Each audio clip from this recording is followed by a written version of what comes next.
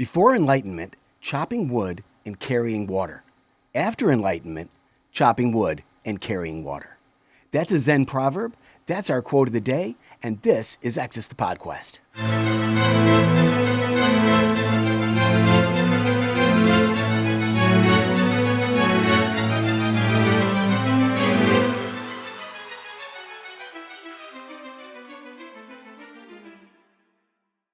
All right, welcome to Access the Podcast. We are super excited today. We have two Zen Buddhists with us who are going to be talking about Zen Buddhism and all the various stuff that's related to it. So we're going to, right now, I'm going to welcome them to the show. We have with us from the Dharma Gate Zen Center in Troy, Michigan, which is right down the block from us. We have Venerable Sunim Hoden and Reverend Koshin. Welcome to the show, guys. Very, very happy to have you with us. No, thank you very much. Thank you. Yeah, appreciate it. Absolutely. Sunim Hoden is an ordained monk. He's been an ordained monk since 2010, practicing Zen and Buddhism and martial arts for the last 38 years. He's currently the abbot and guiding teacher of the Dharma Gate Zen Center here in Troy, and an author. He's written two books, at least. One is Walk, a Contemporary Guide to the Eightfold Path, and also Awake, a contemporary guide to you. And Reverend Koshin is also at the Dharma Gate Center. He is a Dharma teacher and assistant abbot. He's one of the original members and founding members of that Dharma Gate Center. And he's a professor of, among other things, sociology of religion at Oakland University. Welcome to the show, guys. Really happy here. Thank you. Thank you for having me. Absolutely. And us, I should say. Great. All right, so let me ask you this: right out of the gate. I hate to say kind of Dharma Gate, right? Right out of the gate. Does Zen Buddhism, does that hold the answers to life, the universe, and everything? No. Okay. I know we're going to have a one-word answer, but no. It's never really, even from the time of the Buddha, was really intended to answer every question in the universe. It's really very humanistic, very much about what we can see, truth-based or experience-based way of life. So really about what can we do in our lives to try to figure out, what this human condition is and how suffering comes up and so forth. But I wouldn't say that it solves or answers any great universal question, but it does definitely start to answer the question of who are we? And what is the universe, and what is our role within the universe, and how we're tied within the universe? Anything you want to add to that? Cool. Yeah, I think it does, in the sense that because Zen really is about the intermingling of all beings, we have to take into consideration our physical environment and our relationship with it, as well as with one another, and our relationship with ourselves. And so while there's not the answer to everything, I would be remiss if I didn't say that there's a lot of answers, nonetheless. Great. Well, in the promo for this show, I don't know if you saw it, I had mentioned that we're going to explore Zen Buddhism, and we're going to see what it has to say about the universe, but maybe more importantly, what it has to say about the innerverse. Mm-hmm. Is that something more aligned with what you're thinking at with Zen Buddhism? Yeah, I mean, really the function, really of where Zen started and why it started and how it's really different is it really starts to get down into this process of basically that the mind kind of creates our world around us. What we think is how we act, what we do, how we view things, how we experience things in our mind is really, what creates our experience with ourselves and how we see the world around us. I mean, in a very Zen way, we say like the mind is the Buddha, or the everyday mind is the Zen mind. So it's really about what's going on within the process of mind. We focus very much on something called the 5 skandhas, which is, basically a physical form and 4 non-physical reactions. So our physical form interacts with the world around us, and then instantaneously all of these thoughts arise. We categorize, we put preferences on things, we put our past on it, our thoughts and our wishes and all of these things that happen. And that's going on all the time in our minds. So really getting into the inside is why we do meditation, why we follow the way that we do, to try to understand how the mind is working and what that's doing to us in our relationships and our experiences, how we react to others, how we see the world around us. Oh, interesting. Well, so we who are not Zen Buddhists, most of us, I think, when we think of Zen Buddhism, Zen Buddhist monks, this is what we think of. Okay? We think of this guy. Okay, and I'll show the audience. Okay? That is I think a very archetypal look of a person who is meditating, sitting, meditating. Is that what we've got going on here with Zen Buddhism? Is that like kind of like what you're looking like when you're doing this? Somewhat. So, and it really depends. I mean, I try to say to people, obviously we experience a lot of people who come from the West, and their understanding of Buddhism as a whole is very, maybe not very accurate. And I would say even from Zen. So, that picture that you're showing is what it is like in certain areas. I mean, definitely when we're in a monastery setting. I mean, I used to shave my head and my face and sit around with our kasa on and sit on a mat, when we're doing quiet meditation. Certain cultures and certain areas, that is definitely how it is and how it has been for a long time. But that doesn't necessarily mean that every Zen Buddhist sits like that or acts like that or looks like that. Oh, okay. All right. It just looks, he's so calm. And Yeah. when I'm thinking about it, and we'll get into more about meditation later, but when I'm thinking about sitting and being calm and you can see I'm already moving all over the place. I mean, I just couldn't do it, but I'm just in such awe of people who can. I think that's just, really awesome. So that's really cool. Well, another thing that we kind of have a generalization about outside of the Zen world, if you're not into it, is that you see, this guy, you see you guys, but you don't see too many women. Is there a major imbalance between men and women in the Zen Buddhist culture and tradition? Yeah, so culturally there is. It's something actually I've been very vocal about in my days back when I was still with the Korean Order. I was the vice bishop at the time and trying to help write policy and try to help get involvement. But we have to understand that a lot of these places that that we're getting a lot of this teaching from, like Japan or like China or like Korea, there still is a very major imbalance between men and women. It's part of the culture. It has nothing to do with the Dharma. It has nothing to do with Zen. It's really a cultural bias of the way that women are regarded and the way men are regarded. And from a Western mindset, I mean, that may be hard for us to manage, and it was for me because I'm used to, being around working with powerful women in positions of authority and, helping to run the world. And you're really fighting against culture. Here in the West, I think we have a great opportunity. I mean, and you can verify that I've been saying this for, 15 years, that I really think that the Dharma movement in the West will be predominantly run by women because it's possible here. They don't have a lot of opportunity in a lot of these other places. So, like even at our Zen Center, we are unfortunately, all of our clergy are a bunch of 55-year-old white guys. So like we're very limited, and we have a very small base of what we drawn from an experience. But we're always trying to have half of our sangha, are women. We have people in positions of authority that are women, and we're constantly trying to figure out how to bring women in and give them an opportunity to go through a process to become a teacher, because their voices, in my opinion, are really greatly needed in this in this space that we have. People of color, people from LGBTQ communities. I mean, different voices and different experiences in America. Being in a position of leadership, especially in this setting, I think is very important. Something that I'm, in the time that I have left in this world, are going to keep fighting for. So, as much as I can. That's fantastic. To make that happen. Oh, very good. Yeah, it's one of the questions that I have in my outline. Of course, is about the inclusiveness, the LGBTQ community and all the racial stuff. And we'll get to some of that in a bit. But I'm really glad to hear that. In researching in preparation for today's interview, I came across something known as the 8 Garadomas. Does that sound familiar to you? 8 Garadomas? You mean the Eightfold Path? No, it's the 8, and I might be butchering the name. Garudamas.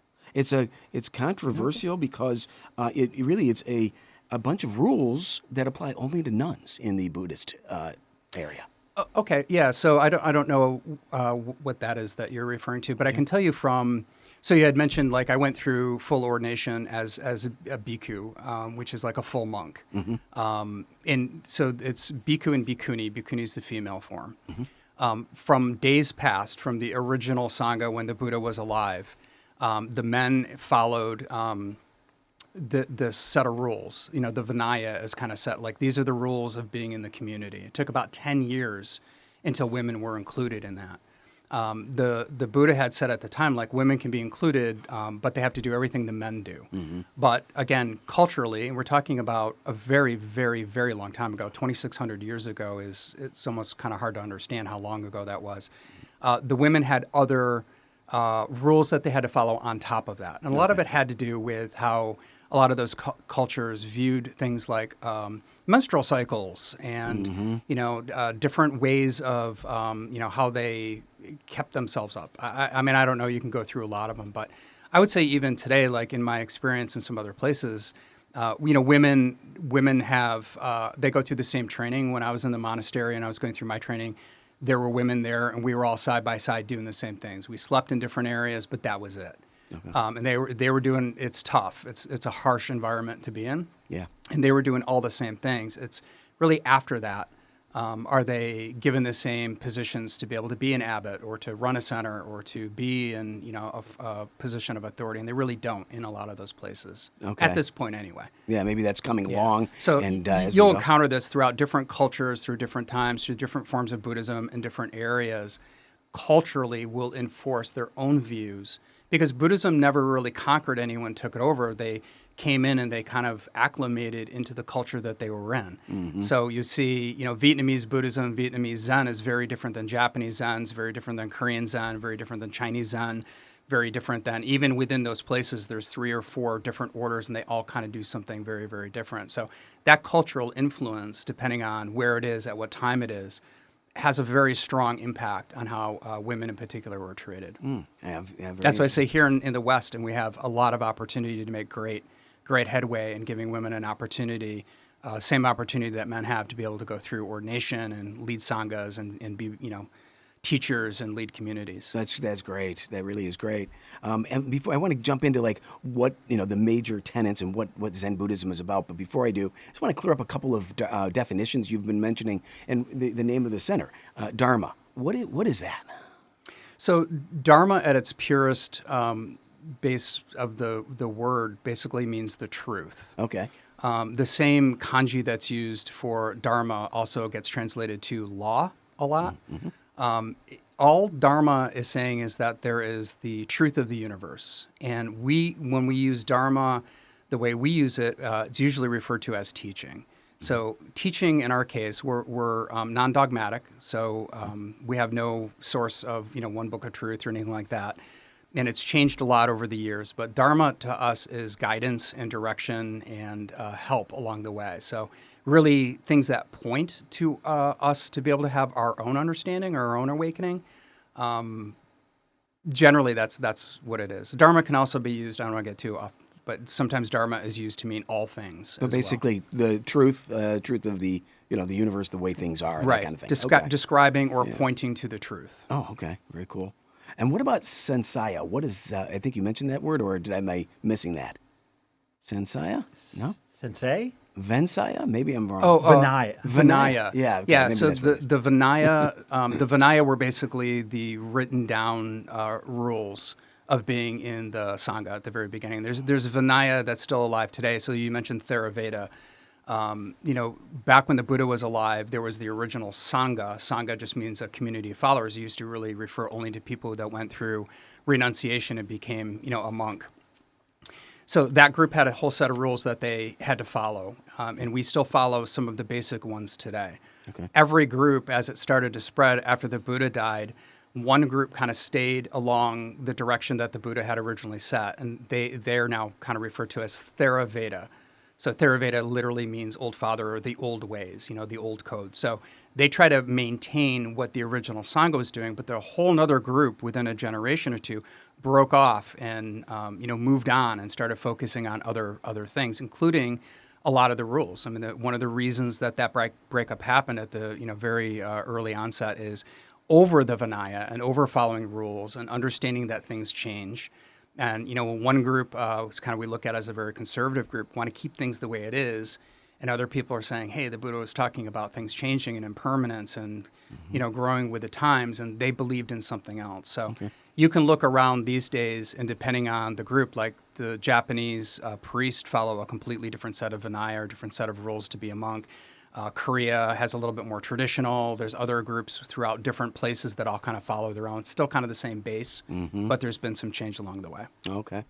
And if I have to say, if I have to ask you, like, the biggest question, the most top-down question, of course, what is Zen Buddhism? Let's kind of get the top-down view of that. What do you have to say to encapsulate it? To encapsulate it, you got something? What is Zen Buddhism? Right. Boy, that is the question, isn't it? It's the question. So a big one. One of the things that we emphasize is that that this is practical and it's pragmatic. So when Sunim is talking about these sets of rules, while we do have rules, they're not so much dogmatic rules. Okay. There is our truth, right, with a small t, and then there's the truth of the universe. And so we're trying to work out of our limited perception and limited set of beliefs that, we use language, right? We use, these human constructions in order to understand the world. And part of what Zen is doing is saying, as Sunim said, working with the mind to settle those thoughts, those stories, those words, that language that provides us with the small t truth. Okay. Right? So that we can, in some limited sense, get a glimmer of a bigger T truth. Okay. And it's about experience. And so the priority is on direct experience. And so that's one of the core values, I think, to Zen as opposed to other forms of Buddhism. But there's a lot of other distinctions, of course, between Zen and Buddhism writ large. And, I think a lot of people, and it's easy, right, for us in the West who don't have a lot of familiarity with, Zen folks, to kind of treat it as one thing. And, as somebody who studies religion, we know Christianity, Judaism, there's so many denominations and sects and so forth. And the same is true of Buddhism and even within Zen on a smaller scale. Okay. Yeah, well, picking up on that point where, about religions, you've got, the Jewish religion, they're what they're about, they believe in an all-powerful God, and their various traditions. The Christians also, an all-powerful God with Jesus Christ as the savior of that. And there are, of course, a number of, obviously, so many Islam other traditions. as well has Islam, very of course, similar, it's tradition. It's Allah is the all-powerful God there. And all the various. What about Zen Buddhism? Where is that in this area? What does it believe? So Buddhism is non-theistic, and really from the very, very beginning is non-theistic. And we make a very strong point of non-theistic instead of atheistic. Okay. Meaning that it has really ideas of higher power or supernaturalism is just not part of our way. Okay. We're smart enough to know what we don't know. And, basically it says, like, if there is a higher power or God, then wonderful, if there's not, then wonderful. Like, we don't know. We don't know, and it doesn't really seem to affect us. We're not really focused on trying to follow that or wait for, an unseen hand or waiting for, we don't believe that there's evil forces that influence us. We're really focused more on the self and the humanistic way of looking at things. Okay. And then through that, what are you trying to attain or achieve? Really nothing. It's kind of funny. I mean, I know a lot of people, I think we're trying to achieve like enlightenment or something that's a superpower. What we're really trying to do is just wake up to the reality of who we are and what the world really is. And we say a lot through our teaching, and like how we teach at the center, is we're always talking about delusion. The delusion that we're raised with, the delusion of self, the delusion of how we view the world. without really being able to see the truth of things, truth of self, and so forth. So a lot of our practices are to try to clear away that delusion to get to, we use the word awakening over enlightenment. Enlightenment is kind of a stage of something. Awakening is more just a very natural process. Yeah, my reading as I've been preparing for this interview led me to the understanding that Zen Buddhism is like, the enlightenment or enlightenment is already within us, but you're just going to awaken to that. Yeah. But if that's the case, and it could happen suddenly or whatnot, what happens? I mean, like, what does it mean to be enlightened So or awakened? there's a really funny, this is an old Zen story, that there was a teacher and a student, and the teacher or the student comes to the teacher and says, "What should I do?" And he says, this is at like a monastery or whatever. And it's like, "Go chop wood and carry water." And he goes and he does that, and he comes back. He says, "What happens after I wake up?" And he says, "Chop wood and carry water." We use that a lot because the idea is nothing happens. I can tell you how you view the world differently. Let's call it a side effect, is that the volume gets turned down on hate. The volume gets turned down on drama. The volume gets turned down on stress. You become more satisfied and more grateful for what you have. You experience people and things differently and more wholly. You want for less. You stop seeking for things to complete you, right? Like right. You need something new all the time, or that you're not good enough. I mean, so it has this great calming effect and balancing effect. It makes you become a lot more in tune with the natural world around you and with yourself. So yeah. I mean, there is something that happens. We just don't seek for it, and it does. It's not a lightning bolt that happens. It's a very slow process. It is slow. Okay. Yeah, there's a Zen teacher called Dogen who said that this process is like sanding a boulder down to a pebble. So if you try with a hammer, you're going to crack it. If you sand a little bit over a long period of time, you kind of get to that, to that jewel at the end. It's interesting you pointed that out. I was kind of looked over at my producer here that right before you got here, we recorded the quote of the day for the show, and that quote of the day was about the chopping of wood and carrying water. Oh, so yeah, it just so happened that was fit perfectly.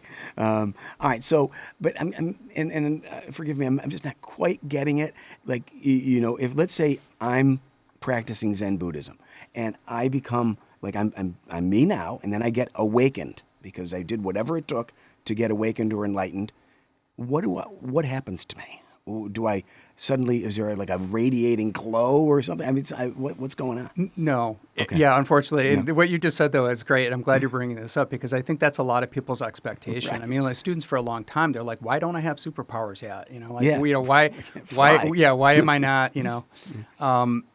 it's a very natural thing. And maybe it's even helpful to step back a little bit, because we started to talk a little bit about the difference of Zen. So, Zen was kind of created out of Mahayana Buddhism, out of China, that had already started and for centuries had been building on itself. And this is where we see a lot of groups that started practicing a lot of things that were more focused on supernatural elements and bringing back this idea of reincarnation that was never really existent, bringing some dogma back in and looking at supernatural powers and heavens and, hells and stuff like that. And this monk from India came into town named Bodhidharma. And at the time he came into China, 5% of the population of China were Buddhist monks. There's 30,000 temples, about 2 million Buddhist monks at the time. And Bodhidharma was a very direct, kind of belligerent, not very well-liked guy, but he brought one single idea, was this practice, dhyana, which is about the mind of meditation. Okay. And that mind of meditation being absorbed into everything we do.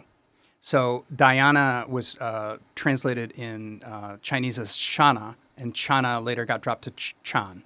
And chan went to Korea, and it was called son, and then son went from Korea to Japan, it was called zen. It's all the same thing. So it's this idea that in calming the mind and going through the practice of allowing our mind to not attach to things, to not have emotional responses, to understand what we put into the world. When it starts to settle, we no longer have this arising attachment to things that cause us to suffer, like ego, like anger, like greed, like attachment to our delusion, and so forth. So you don't get the golden glow or the supernatural aspect, but over a long period of time, your life becomes a life of the mind of meditation, which is why we say the mind of the Buddha, the non-arising mind, meaning the non-attaching mind. So it allows us to live in the world we live now without having to shave our heads and go live in a cave. But much like the chop wood, carry water, so the zen of washing the dishes or driving in traffic or being in a line at the supermarket, you can maintain that mind in everything you do. When you have a conversation, suddenly that conversation is very, very different than having the mind be distracted all the time. Yeah, distraction seems to be, well, of course, a very, very low, very, big problem in the world. Certainly for me, I've ADD is terrible, and whatnot. I can't keep, focused on any one thing for very long. But is it, if I became a Zen Buddhist, that you're saying it would kind of help focus and help ground me towards maybe that clarity?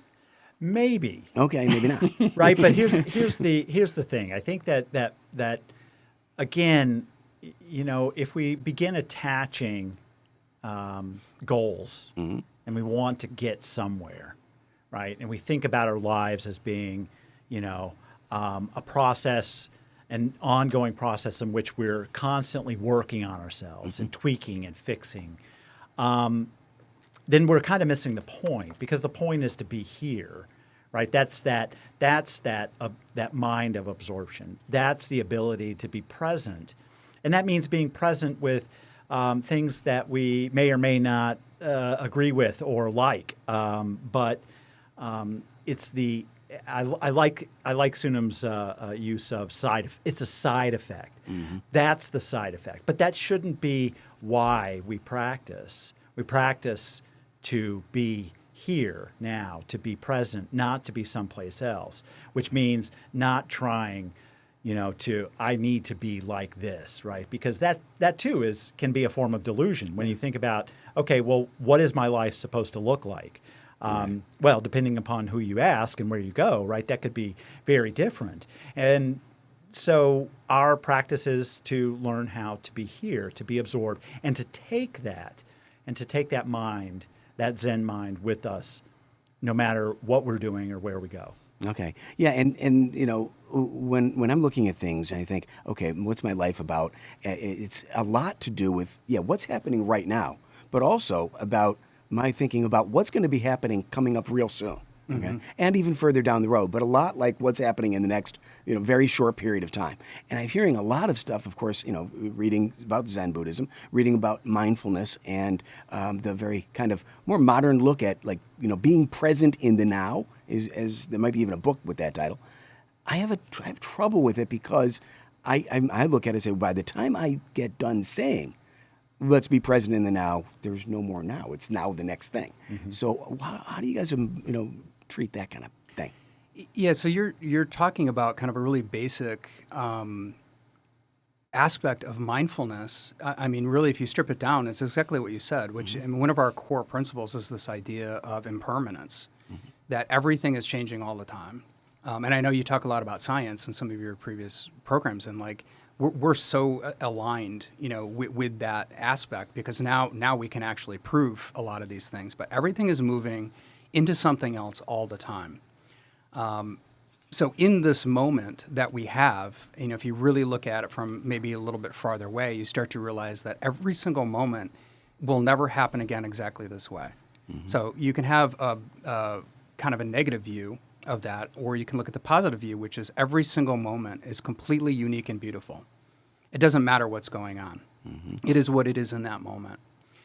If we live our lives bringing forward everything in our past, all we're doing is carrying baggage with us everywhere we go. And that's very difficult to let go of. I mean, that takes years of practice, right?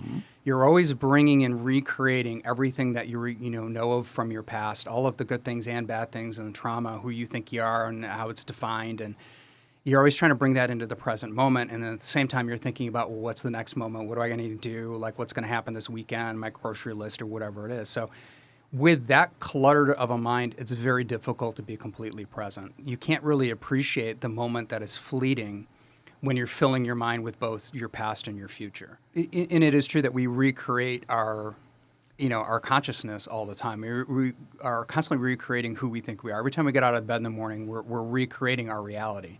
So when we're doing that in a moment where all we're doing is thinking about our past and all the things that have happened to us past and everything that's going to happen to us in the future, all we're doing is cluttering our mind with all of these things. And we kind of miss the opportunity that this every single moment can be, again, with just complete acceptance, right? I mean, it doesn't have to be a good moment or a bad moment, as you had said earlier. We just accept what it is. That's what real mindfulness is to me. I mean, being completely wholly present with self in that moment and letting those two aspects go. Yeah, that's what I've gotten from looking at Zen Buddhism is a lot of, getting free from, the clutter of your mind, clutter of, and attaching, your thoughts to all sorts of, everything out there, right?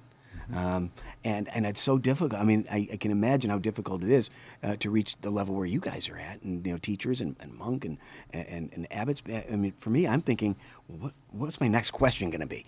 So I'm already starting, looking at. It's very hard for me to do that, and so I think that's that's awesome.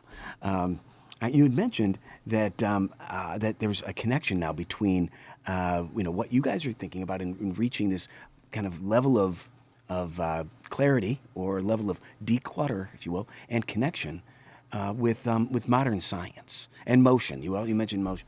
Give us a little bit more about that. What do you got going there?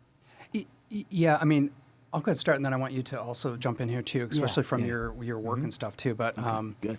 I think that science is kind of catching up a little bit to what we've been talking about in Buddhism and Zen for a really long time. Some of it's pretty astounding when you look at and you read some of these works that were created around this time, like the Heart Mind Sutra, like the Diamond Sutra, which are very important works for us. But really getting to the idea of understanding that there is a bigger universe than just us, that we are connected, completely connected, that we all come from the same source of this universe, that energy is always recycling itself into something else, that impermanence, everything is moving all the time, that we are creating the view within our mind of, what our reality really is. I mean, I think I read stuff it's funny, I hate to be like clicking on clickbait stuff, but, I always click on the ones like, well, I guess the Buddhists had it right, and it's some study about meditation or about impermanence or about, consciousness or all of these different things. It's like, that's been wholly part of this culture for 2,000 years. And they didn't have the science available. They really just inherently knew through this connection. So even the Buddha was just kind of aware of the reality of this connection without having any type of delusion on top of that. That's such a really cool thought that somebody so long ago would have had the same kind of concept, or same idea that we're kind of seeing played out in science. Yeah. Reverend Koshin, do you have anything to add? I totally agree. I think it is amazing how many of these insights were developed early on. I'm fascinated by colleagues who are into cognitive psychology, neuroscience, and philosophers of consciousness. And when I think about, from a very early text, the Dhammapada, which some groups of Buddhists, treat with a certain reverence, one of the first lines is mind creates our reality, and language, right, is the constituent of mind, right? Our language is a construct, and yet at the same time, we know, based on empirical evidence, that language isn't a reflection of reality, but it creates our reality. And so when we're thinking about, reflecting on, for instance, in meditation, what thoughts are coming up? What are the words? What are the stories? What comes out of that? Well, our beliefs, our ideas, our preferences, and so forth. And so to think about all of those as being creations of the world that we occupy, rather than being the reverse, being a reflection of reality. So we're creating our reality. Yeah, it's really interesting you say that. A lot of stuff I look at in quantum physics, for instance, says, is suggesting that the participant universe by, I believe, Archibald Wheeler, John Archibald Wheeler, and a few others that are talking about, we create our own creation. We create our own world by observing it and interacting with it. And now, of course, you're layering in, which is a great point, about talking about it and how you describe it. Does Zen Buddhism involve itself with modern science like that, quantum physics, and some of the cutting edge stuff in that area? Go ahead. Yeah, no, go ahead. Yeah. Yeah, some do, right? Yeah. And there are certainly some parallels and some analogs, right, that are out there. I would be cautious in saying that there's complete overlap. That all of these things that we are talking about in terms of dark matter, dark energy, et cetera, even consciousness itself, right? We'd like to think that we're advanced enough to know exactly what we're talking about, and of course, even the greatest experts are still at a loss, and I think that's very Zen of us to. It would be Zen of us to embrace that not knowing. And so there's some overlap, and yet, I want to be a little careful. Yeah, you guys want to, and you seem to be really, and I like this whole concept of interconnectedness, and impermanence. When you say impermanence, I think you guys are talking about not, like just that everything's motion, everything changes at all times. Is that pretty much right? Yeah, energy is energy, right? Like it's always moving into something else. It's always forming into something else. Whether we perceive it or not, that's kind of the problem. Okay. Is that we have a limited ability to perceive the change around us. If we could put a time lapse on here and come back 100 years from now, this desk would look a lot different, right? We're not experiencing change that way. Right. I can tell you, I looked at myself in the mirror. I do not look like I did 30 years ago. So like we do know that we have been experiencing change, but some change happens very quick and some is very slow. So from a perception standpoint, we have a hard time understanding that everything is turning into something. It's always moving into something else. So it's very interesting you're saying it. I look at myself, I get up in the morning, I go in the mirror and look at myself, and I'm like, wait, that looked exactly like I did yesterday. But if you scroll back, Right, 20 years ago, and it's not even close. What about that though? What happens, and according to the Zen Buddhist doctrine or ideas, what happens to the energy of us after we die? Yeah, so it goes back to being the energy that it always was. Okay. And I think this is actually a really interesting view of life and death. Like we refer to it in the phrase the unborn and the undying. So, everything that is in this universe was created from the same place, right? So even consciousness is being created by some level through the, complex connectivity of, the biological form or the manifestation of what's going on. The manifestation grows over time and it disappears, and the body dissolves back into the same source that it came from. And I don't mean like a supernatural source. I mean from a very natural sense. Right. So there's nothing that carries on. Right. We don't have a sense of soul or something that is us that goes back into it. And probably the best example. There's a couple really good, examples of this, but like I've always loved the ocean analogy, where like if you could look out over the ocean and you can see a wave due to the conditions of the world around it, a wave eventually will form, and as it forms, it starts to grow bigger and bigger. It's being pushed by all these forces of nature, and for a short time we can identify it as this wave looks like something. I can say it's a wave. It has shape and it has motion, and eventually it disappears. Like it was always the ocean. It's just for a very short period of time, it looked like it had a different shape to it. I think that's a lot closer to what we are as, any type of form on this planet. Is we're much more like a blip in the ocean than we are, any type of permanent, non-changing force. So no soul, nothing that would carry forward into an afterlife, for instance, or reincarnation, none of that? No, so reincarnation came back into Buddhism right around the time that Bodhidharma, maybe a couple centuries prior to Bodhidharma. Zen really separated itself from a lot of, which he kind of referred to as Indian-influenced, Buddhism. You have to understand that's 1,000 years after 1,000 years has gone by since the Buddha was alive, and things have changed a lot. The original concept was really more about rebirth, and rebirth is more about rebirth of energy. So energy becomes something, it goes back into energy, and then it reforms into something else. And that's why we say when we say we're connected, we're all part of the same thing. Where if you pull a drop out of a cup of water, it looks like it's separate. You put it back in, you can't extract it again. It's closer to that type of a process than any type of an afterlife or a soul or something, It's a very natural and very scientific, I think, as well. Yeah. And can be very beautiful. Well, it sounds like it is. Yeah, it sounds really, really like a very cool concept. But what about what you've mentioned? Like where things were created from. What does Zen Buddhism say about how the universe began? It doesn't. It just doesn't. Yeah, the Buddha didn't either. Yeah, we don't have any creation. Right. Yeah, there's actually we don't talk about like a lot of the earlier days, but there was a really great story that kind of comes from the time of the Buddha that there's a man that came to him and he was very, very angry, and he basically said like, tell me how the universe was created, tell me why we're here, tell me what happens after, or I'm leaving. And the Buddha basically showed him the door and just said like, I never promised you this, and I'm not going to answer those questions. And after he left, one of the people next to him said, why wouldn't you answer those questions? And he said, because it's not helpful. If I were to tell him how things were created, what does that really do? I mean, it doesn't do anything for him knowing those things. Really be focused instead on what are you doing in the universe that you're in this moment instead of knowing. And what does knowing do? It doesn't do it. It doesn't have any value, and we don't really have any myths around what it is. Okay.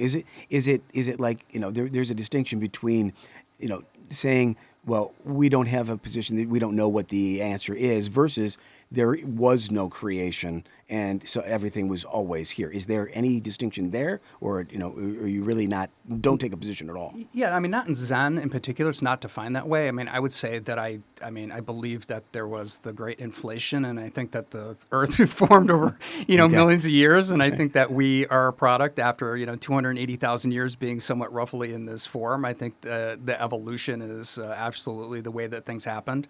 I don't believe that there was any, unseen hand that pushed that forward. I think that's completely possible within the realm of science and enough time, which sometimes we kind of forget how much time is being involved for things to happen. But within Zen Buddhism, there's no answer to what that is. It's really more about being natural. And now that we have some science to back that stuff up, that's really more where I lean. Okay. Would you agree with that? Yeah. Oh, I completely agree. Yeah. Right. Yeah. It's about empowering us as individuals here and now. And so again, it really is pragmatic, right? Okay. And so what matters here, what matters now? I'm not sure some of those stories can be very meaningful and compelling, but ultimately, if you don't know, you don't know. And so we work with what we can or what we believe we can know. And the main way you guys work with things, to find out your true self and get in touch with that is by meditation, right? I mean, that's where the big practice of Zen Buddhism is. Yeah. Seated meditation is zazen. Zazen just means seated meditation. There are other forms of meditation as well. There's walking meditation, meditation and movement. I mean, you can do prostrations. Nobody likes to do prostrations, but you can do that. You can chant. There's other ways of getting involved with that same mindset. But our core practice is sitting every single day. Even exactly. This guy right here. Right, again, yeah. Our friend who's 10, sitting, 15, 20 right? minutes a day, sitting mindfully. We do teach Zen meditation is a little different than kind of typical Western meditation, which is usually guided meditation for stress relief and so forth. Zen meditation is very much about being completely present. We keep our eyes somewhat open, but we're not trying to fly off anywhere. We're trying to be completely present with self in that moment and watch how our mind is arising and kind of train ourselves over time to not attach to those things. So it really calms and quiets the mind. Okay. And when you do that more and more and more, just like I kind of refer this to working out, like if you want to get strong, you don't lift weights for 8 hours one day and then do that another month later. You do it a little bit every other day or something, and you start to build strength of concentration. And then over time, you're able to maintain that off the mat. And that's really our practice on the mat, is creating a perfect environment to settle the mind so that the real work, when we're off the mat, when we're at work and we're driving in traffic or we're talking to people, that we can maintain that non-arising mind or that very kind of pure, clear mind. Okay, yeah. So yeah, walk me through it. Take me across the bridge on this one. I'm going to practice some Zen Buddhism. I'm gonna meditate. Okay, so I get into a seated position. I close my eyes a little bit, not all the way. Yeah, about say. halfway. Halfway, and then what do I do? What am I thinking? Or not thinking? I mean, that may be the point. Yeah, so there's some tools. So we really teach two different forms of meditation. One is not very Zen at all, which is samatha meditation. And I use samatha meditation and have for a long time because I think it's best for people who have not experienced meditation before. So samatha meditation is focused on a thing, an object, a mantra, visualization. A lot of times if you read a meditation book, they'll say, focus on your breath, right? It's different for everybody. I always had problems with focusing on my breath because I can breathe and I can sing 2 songs in my head and I can write a to-do list and I can worry about the Lions record, right? Like, so it didn't help me. It wasn't distracting enough. So I started getting into very complex mantra that you repeat in your mind. You can do it out loud as well, but you're trying to focus on a cadence of something. I kind of say it's like, everybody has worked with a computer before and it has limited memory.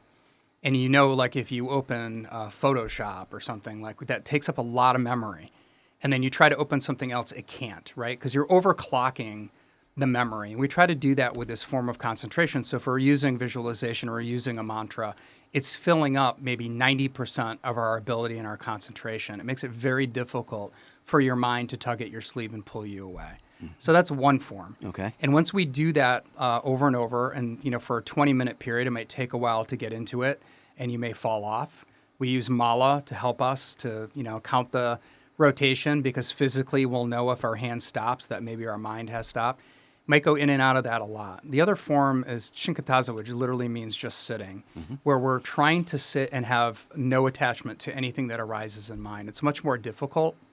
I usually recommend people do samatha until their concentration is strong enough to be able to move in. Maybe go from samatha into shinkataza, just back and forth, because maintaining that quiet mind can be very difficult.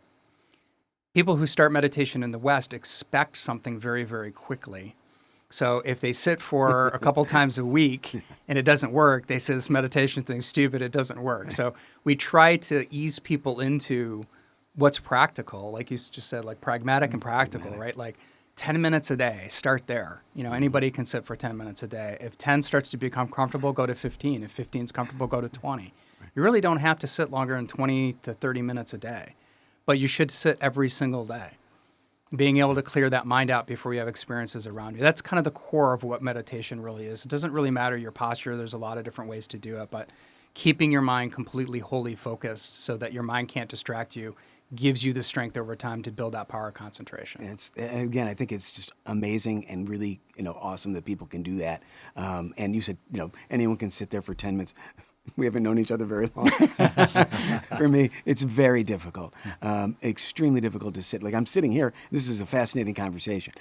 But if I'm having to do just, kind of like a limited thing, no, it's going to be very tough for me. Even a couple of minutes. Like I remember someone said to meditate, try and, think of a duck crossing a placid kind of a lake and, get it across the whole way.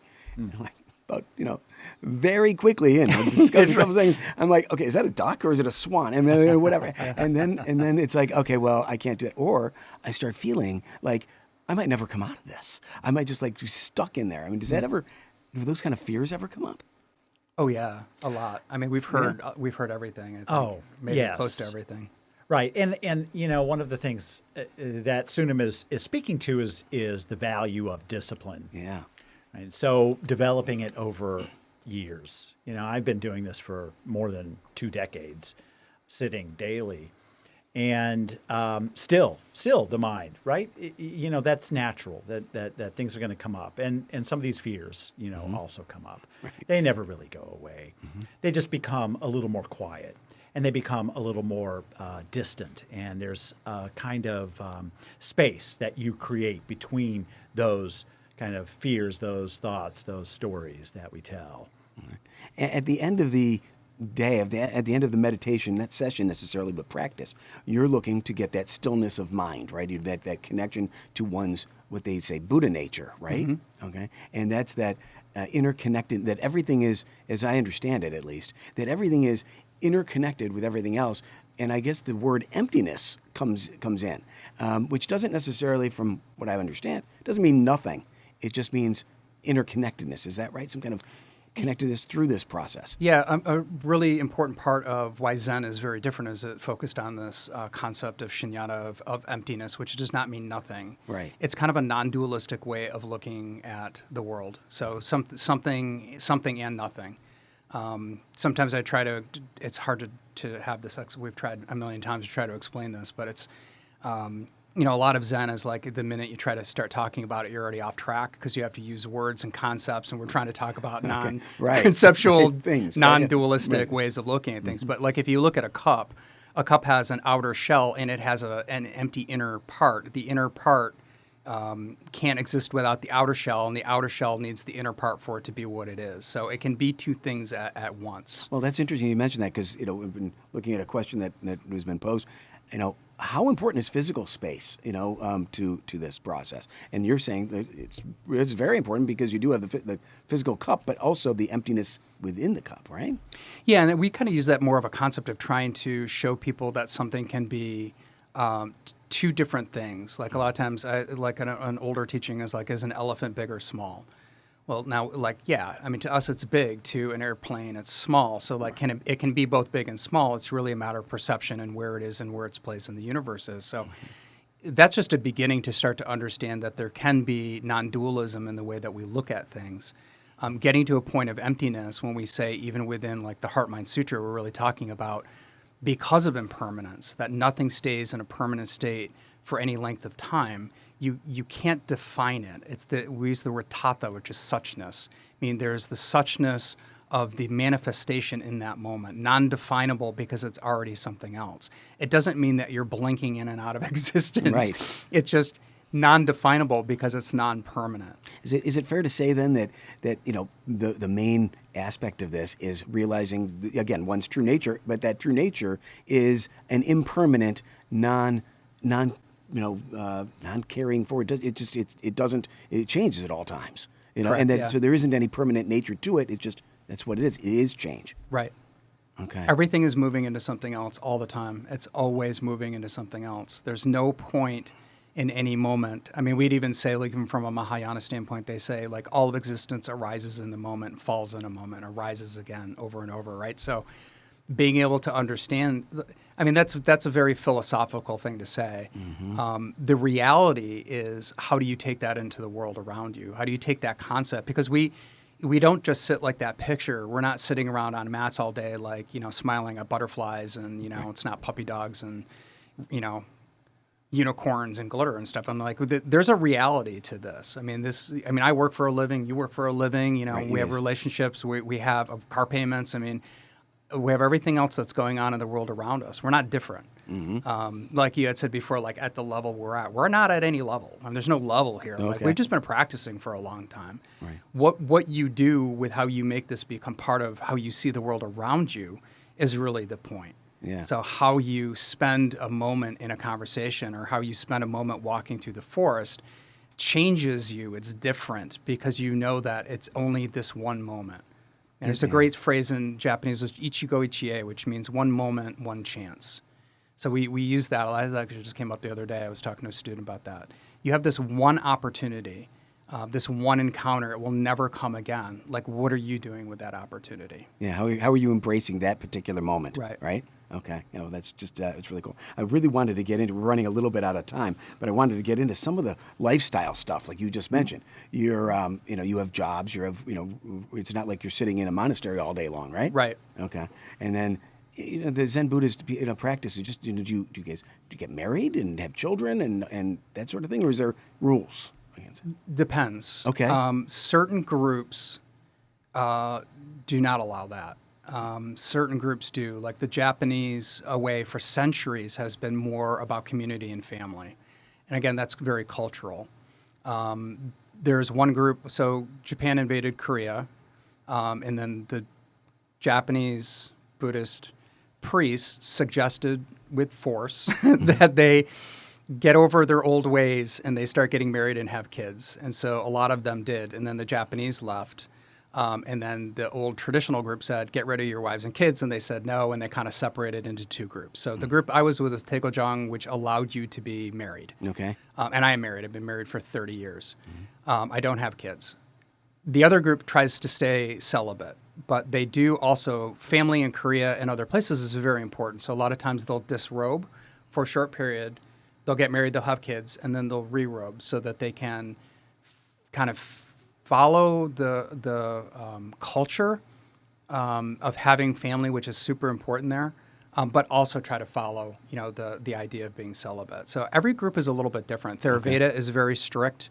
Japan is not so strict. It's really more community. We here are really more focused on, I think, community and family. Being married for 30 years is a benefit for me when I'm counseling people who are going through relationship problems. And if I'd never had a relationship, what good am I? Right. If they're complaining about work and I've never worked a day in my life, what good am I? Right. So I think our experiences of being in the world around us, in this Western world around us, and living the same way that our Sangha lives gives us a perspective, because we're doing it and we're also doing it within the Zen way. So it's possible. If I can do it, anybody can do it, really. I mean, I'm nobody, right? Like, I didn't come from some magic egg, Right. If I can manage to be able to do it, really anybody can be able to do it. And I can do that through example, not just from me sitting and kind of telling you what to do. Well, that's great.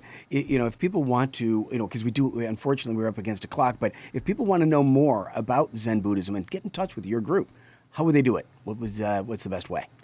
Come visit us. Okay, good. Yeah, come visit us. Zen is really, it's experiential, and it's difficult to talk about these highly abstract, complicated topics and concepts, these ideas that are high-minded. It's about being there, being present, and being present means being present as part of a community as well. So, check us out online. Check out our website, dharmagatezen.org. We've got a number of different activities and services and special events, always ongoing. Oh, it sounds great. Yeah, if people want to give you a call, they can maybe set up a meeting to come over and check out your facility. Yeah, we usually you can email. We don't have a phone number anymore. All we got was spam calls, so we got rid of that. But you can email, but you can just show up. I mean, nobody needs to set anything up. We have our Sunday service is every single Sunday. It's rare that we don't have a Sunday service. I mean, obviously when COVID hit, we had some struggle there, but they can always come. Anybody can come to our Sunday service. It's 10 a.m. We kind of took over church culture because that's not really a Zen thing, but we do it anyway on Sunday. Right. Come in and experience it. I mean, I think the best thing I've heard from people of how normal we are. Yeah. We teach with a lot of humor. Yeah. We are not very strict, and we do have some etiquette, but we really anybody is welcome. That's great. Okay, I know we got to wrap it up. Definitely go see that website. Check out our website, accessthepodquest.com. If you like this episode, just like the YouTube, subscribe to our channel as always, and we will be going ever forward.